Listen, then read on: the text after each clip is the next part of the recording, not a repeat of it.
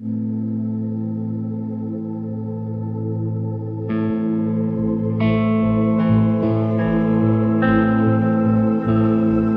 Evening दोस्तों, मेरा नाम है डॉक्टर के एच चौगले और हमारे चैनल आरोग्य एडवाइस पर आप सभी का बहुत बहुत स्वागत है।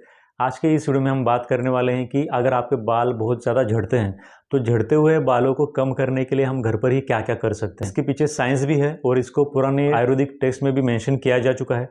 तो इसका एक सारांश लेकर के या फिर इसका एक समराइज करके मैं आपको यहाँ पर बताने की कोशिश करने वाला हूँ। इसके लिए आपको थोड़ा सा एक 4 से 5 चम्मच तक चावल चाहिए रहेगा।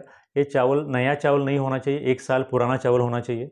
तो ये पुराना चावल आपको 4 चम्मच इस्तेमाल करना है। इस 4 चम्मच चावल को आपको 2 से 3 बार कम से कम अच्छे फ्रेश पानी से साफ़ करना है, वॉश करना है। क्योंकि बहुत से बार जब हम चावल स्टोर करते हैं तो उसके अंदर बोरिक एसिड की पाउडर या फिर बहुत सी चीज़ें से मिलाई जाती है उसके प्रोटेक्शन के लिए, उस चावल के प्रोटेक्शन के लिए।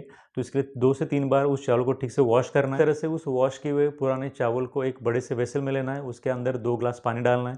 उसके अंदर हमें 3 या फिर 2 पाउच ग्रीन टी के पाउच उसके अंदर डालने हैं और उसको आधा घंटा तक वैसे ही रखना है। तो आधे घंटे के बाद क्या हो जाएगा, उस पानी का कलर थोड़ा सा चेंज हो जाएगा। उस पानी का कलर चेंज होने के बाद हमें क्या करना है कि उस पानी के अंदर हमने जो भी ग्रीन टी के पाउच डाले थे, उन सभी 2 या 3 जो भी पाउच आपने उस पानी के अंदर डाले थे, उन ग्रीन टी के पाउच को उसमें से निकाल के बाहर फेंकना है। और उस चावल को और पानी को क्या करना है कि गैस बर्नर के ऊपर रखना है और लो फ्लेम के ऊपर उस चावल को और पानी को लगभग आने वाले 15 से 20 मिनट तक ठीक से पकने देना है। और इस चीज़ को ध्यान में रखना है कि हम यहाँ पर राइस नहीं बना रहे हैं, एक तरह की दवाई बना रहे हैं। इसलिए यहाँ पर उस पानी के अंदर हमें भूल कर भी नमक नहीं डालना है। नमक डालोगे तो पूरा उसका पोटेंसी खत्म हो जाएगा, तो नमक बिल्कुल भी नहीं डालना है। 20 मिनट हो जाने के बाद आपको उस गैस फ्लेम को पूरी तरह से बंद कर देना है और उस वेसल को गैस के बर्नर के ऊपर से नीचे उतारना है और उस लिक्विड को जिसको भी हमने गर्म किया था गैस स्टोव के ऊपर, उसको नॉर्मल रूम टेम्परेचर तक आने का हमें इंतज़ार करना है। जब भी ये सॉल्यूशन नॉर्मल रूम टेम्परेचर के ऊपर आता है तो हमें क्या करना है कि इस लिक्विड को, इस सॉल्यूशन को ठीक से फ़िल्टर आउट करना है। फ़िल्टर आउट करने के बाद इसके अंदर जो भी चावल थे वो अलग हो जाएंगे और इसके अंदर जो भी लिक्विड बचा हुआ है वो लिक्विड अलग हो जाएगा।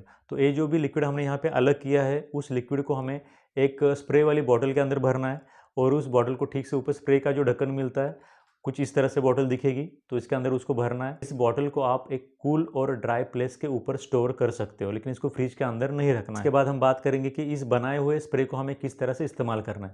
तो इस स्प्रे को इस्तेमाल करने से पहले आपके जो बाल है पूरी तरह से ड्राई होने चाहिए, उसके अंदर कोई भी तेल, कोई भी लोशन लगाया हुआ नहीं होना चाहिए।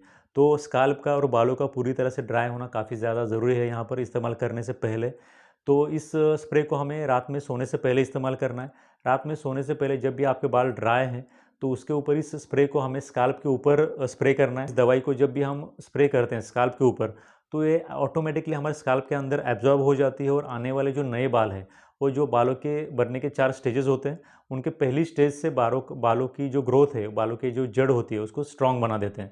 इसकी वजह से जो आने वाले नए बाल हैं वो स्ट्रॉन्ग बन जाते हैं और बालों का झड़ना टूटना काफ़ी हद तक कम हो जाता है। स्प्रे करने के बाद आपको अपने स्काल्प के ऊपर कुछ समय तक मसाज करना है अपने उंगलियों का इस्तेमाल करके और स्काल्प के ऊपर मसाज करने के बाद आपको 15 मिनट तक वेट करना है।